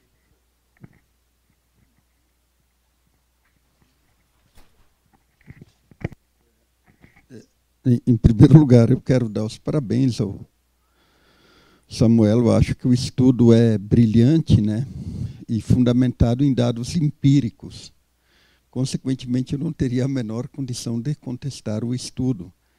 Mas me parece assim que ele tem uma... além do estudo empírico, ele também sempre tem uma intenção ideológica, pelas próprias conclusões. E eu acho que quando se manifesta a intenção ideológica, fica um pouco complicado. Eu acho que se o estudo fosse mais neutro da ideologia, da contestação de uma ideologia, ele seria muito mais profícuo e muito mais propenso a ser aceito como um debate público geral, porque ele não seria contaminado pela ideologia, porque qual que é a conclusão geral tua? É que o culpado é o nacional-desenvolvimentismo. Quer dizer, essa é a conclusão geral. E que se nós tivéssemos escolhido um outro caminho, o Brasil hoje seria diferente. O problema é que, se você for estudar, por exemplo, teríamos que ver melhor um pouco os programas políticos da UDN, que era o Partido Liberal da época. Provavelmente não vamos encontrar passeatas, manifestações e manifestos programáticos em favor, colocando como no centro das questões brasileiras o problema da educação. Então, do meu ponto de vista, eu acho que a questão da negligência sobre a educação, ele não é um problema que envolve só uma corrente ideológica. Eu acho que talvez seja um problema do espírito do tempo, que envolve várias correntes ideológicas, e não apenas uma corrente ideológica. Eu acho que seria uma hipótese melhor de ser trabalhada, e não apenas atirar num dos alvos, mas evidentemente que isso demandaria um levantamento de programas, dos escritos, para ver o que os próceres do liberalismo da época, excetuando o Godin, você citou só um, teríamos que ver o que o Bulhões falou sobre isso, e assim por diante, para ver se essa hipótese ela tem um fundamento generalizado ou não. Em segundo lugar, eu acho assim que não há uma discordância sobre as teses gerais que você falou aqui, mas na história existem as conjunturas, os acidentes, o livre-arbítrio e as circunstâncias. Por exemplo, eu dava umas aulas um tempo atrás que eu trabalhava com alguns dados de educação. E pelo que eu me lembro, assim, por exemplo, se eu não me engano, na virada do século XX, a América Latina gastava em torno de 3,7% do PIB em educação, e os países asiáticos gastavam em torno de 3,3% do PIB em educação. Portanto, gastavam menos. E por que eles tinham resultados muito melhores do que os nossos, gastando menos? E por que nós, gastando mais, tínhamos resultados piores em educação? Então, só o problema do gasto em educação ele não explica tudo. E um outro dado assim que eu vinculo, por exemplo, aos acidentes, ao arbítrio e aos acasos e assim por diante, porque a história ela não se encaixa dentro dos modelos matemáticos, né? Por exemplo, o Japão há bastante tempo um dos países mais bem formados, educados do mundo, com altas taxas de formação.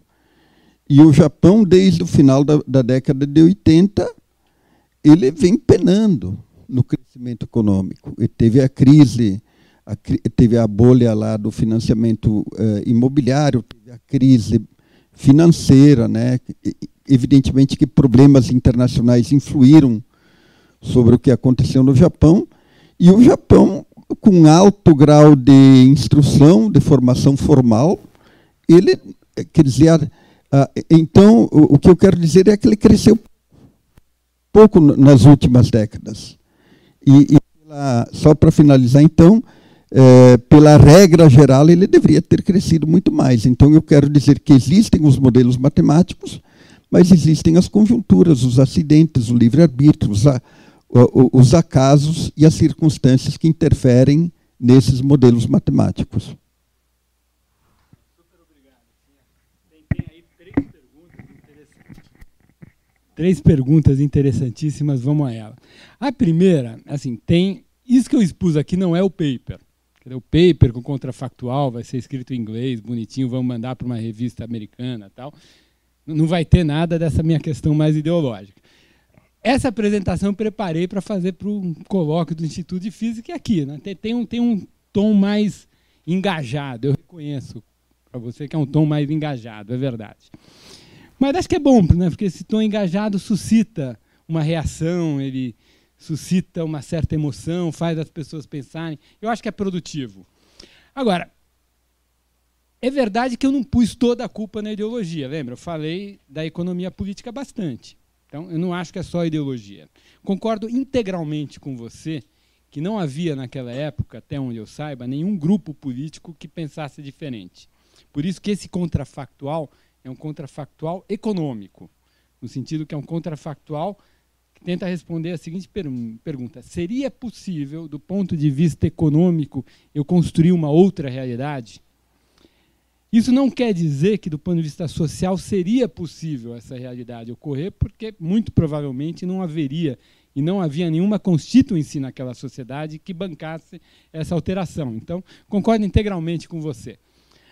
Agora, essa minha insistência com a esquerda vem até um pouco da conjuntura atual, né?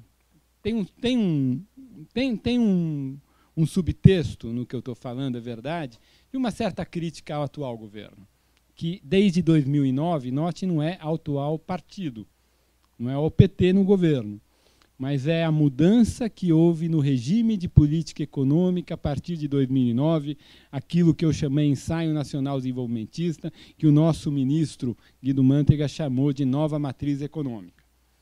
A gente vê nessa alteração do regime de política econômica um certo retorno ao passado. Evidentemente, nós somos democráticos, os programas sociais estão aí, e a gente sabe que esse ensaio nacional desenvolvimentista tem hora para acabar, vai acabar logo, porque não cabe no orçamento brasileiro programa social e incentivo à produção do jeito que eles estão fazendo, e na democracia o que vai ficar é a parte social, a outra parte intervencionista. Se ela não gerar crescimento econômico, como de fato não tem gerado, ela vai ser escanteada. Mas então, eu entendo, concordo com você, mas o exercício contrafactual o objetivo dele é menos ambicioso. A parte mais ambiciosa, a parte mais eloquente da minha fala hoje, você põe na conta da minha origem familiar de esquerda e da minha irritação com o atual regime de política econômica do governo atual. Segunda questão sua foi com relação ao gasto em educação dos países do leste asiático e dos países latino-americanos. De fato, se você olhar nos dados que eu passei aí, o Brasil, a partir dos anos 80, passou a gastar 3, 3,5 até 4. Depois que a gente virou democrático, esse gasto em educação aumentou. Agora, o gasto em educação dos países do leste asiático era muito maior do que esse dado.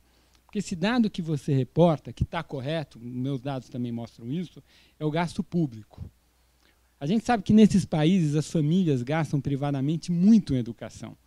E no período do nacional desenvolvimentismo, no Brasil se gastava privadamente muito pouco em educação. Por quê? Por que a Coreia gasta muito em educação, as famílias? Em geral, para saber o gasto total em educação nesse país, você pode pegar o gasto público e dobrar. Por que em países do leste asiático o gasto em educação, quando eu considerava a parte privada, aumentava tanto? E na América Latina, em particular no Brasil, quando eu considerava a parte privada, não aumentava quase nada. Porque a gente tinha o Estado Nacional Desenvolvimentista, ele era um Estado que existia para servir as elites. Então, era elite estudando de graça em universidade pública. Era elite estudando de graça em ensino médio super bom, que tinha reprovado 500 vezes os filhos de pobre para jogar os filhos de pobre para fora da escola, e aí você produzia um médio, gastava 13 vezes a mais por aluno no médio que os filhos da elite iam. Ou seja, você tinha uma estrutura de incentivos naquele período que fazia com que havia substitutibilidade entre o gasto público e o gasto privado. E aí a elite não punha a mão no bolso porque ela usava o Estado para ofertar educação para seus filhos. Como naquele período também, a elite usava o Estado para ofertar saúde para si mesmo. Saúde que a elite usava era pública e de ótima qualidade. Nos países do leste asiático não se fez isso. No país do leste asiático se fez incentivos tais em que havia enorme complementariedade entre o gasto público e o gasto privado. O que quer dizer isso? Na Coreia, público era só fundamental. Médios, a família já tinha que pagar. Superior, mais ainda. China até hoje é assim. Acho que na Coreia hoje o médio superior já é público. Eles já estão ricos, eles já ofertam isso publicamente. Mas quando eles eram um país de renda média ou país de renda baixa, o setor público, aqueles 3%, era todo para fundamental. Enquanto aqueles 1,5% que eu mostrei dos anos 50, quase metade daquilo era médio e superior. Porque a gente viu as proporções por gasto. Então, o gasto total que os asiáticos utilizavam era muito maior, se a gente somasse público e privado. Com relação ao Japão, duas observações. A primeira é a distinção que existe entre efeito nível e efeito crescimento. O que a gente sabe é que a educação ela explica nível de renda. Então, assim, se aumentar muito a escolaridade, o PIB per capita cresce, mas não vai ficar crescendo o tempo todo. Então, quando eu disse que o PIB, o diferencial de educação explica 30% da diferença de produtividade do trabalho entre o Brasil e os Estados Unidos, essa é uma proposição a respeito dos níveis. O PIB per capita no Brasil cresce. O PIB per capita nos Estados Unidos cresce. Mais ou menos quanto que cresce? Cresce a velocidade de progresso tecnológico, que não está diretamente associada à educação. Então, o crescimento das economias, em geral, ele é igual para todo mundo. Os diferenciais de escolaridade vão explicar diferenciais de níveis. Segunda observação, com relação ao Japão, a gente é um pouquinho injusto com o Japão. A gente sabe que o PIB do Japão cresce pouco. O PIB per capita já não cresce tão pouco assim. Por quê? Porque a população lá está caindo. Então, se você pegar de 90 para cá, o PIB cresceu bem menos do que o PIB americano. O PIB per capita já cresce uma diferença que não é tão grande, porque nos Estados Unidos as capitas crescem e no Japão as capitas não crescem. O PIB por trabalhador cresceu quase igual. Então, é meio ilusório achar que o Japão tem um problema de crescimento dos anos 90 para cá. É simplesmente que eles não querem mais ter filhos, eles estão virando urso-panda, não sei direito por quê. É uma sociedade super interessante o Japão, porque eles têm muito poucos filhos e as mulheres trabalham um pouco fora. As mulheres japonesas são meio vagabundas, gente, é engraçado isso. Ou, às vezes eu penso assim, ou elas são meio vagais, não. Ou o homem japonês é muito vagal e dá muito trabalho para a mulher japonesa em casa. É uma possível, porque elas trabalham a oferta para o mercado de trabalho, a oferta feminina para o mercado de trabalho no Japão é muito menor do que na OECD, mas muito menor. Não só isso, como eles têm menos filhos, né? Porque se trabalhar menos, devia ficar em casa tendo filho, né? Aí a população cresce e o PIB ia crescer mais porque as capitas estão crescendo. Mas elas têm poucos filhos, trabalham pouco. Agora, tanto é que se você olhar nesse Abenomics, tem esse ministro da Fazenda novo que está querendo ligar, está querendo fazer a economia japonesa crescer mais. Abenomics tem lá umas 3 medidas. Uma medida é imprimir papel o máximo que der para desvalorizar o ien, para ver se o mundo tira eles, acelera o crescimento deles, que é mais ou menos o que a Europa vai fazer agora. O segundo é tentar botar o Estado para gastar mais, mas isso está difícil porque a dívida pública lá já é 200% do PIB. O terceiro item do Abenomics é fazer reformas institucionais, regras. Um dos motivos é para fazer mulher trabalhar mais. Você lê esses relatórios de bancos sobre a conjuntura japonesa, fica todo mundo, será que as mulheres estão trabalhando mais? Eu acho isso uma loucura. As mulheres não têm que trabalhar mais, deixa elas em casa, cuidando do marido, do filho dela. E, assim, o Japão não cresce pouco, isso é um pouco ilusório. O que cresce pouco lá são as capitas. As pessoas têm pouco filho, a população encolhe, e é uma sociedade que a população encolhe, que é muito refratária à imigração. É uma sociedade que tem um problema cultural imenso de conviver com diferentes culturas. Então, tem pouco filho, as capitas encolhem, e imigração não parece ser uma solução. Então, é isso. Uma sociedade que poupa muito. Isso até caiu um pouco nos últimos anos, porque ela envelheceu, mas ela ainda tem uma taxa de poupança alta, de tal forma que ela ainda tem um superávit externo, uma loucura. O Brasil é meio tudo ao contrário. Deve ser mais divertido viver no Brasil, gente. Obrigado. Obrigado, Samuel. Foi muito bom. Obrigado por você ter vindo. Gente, eu que agradeço o convite e agradeço a paciência de vocês ficarem me ouvindo aqui. Até que hora, gente? 9h30. Inacreditável. Muito obrigado pela atenção de vocês.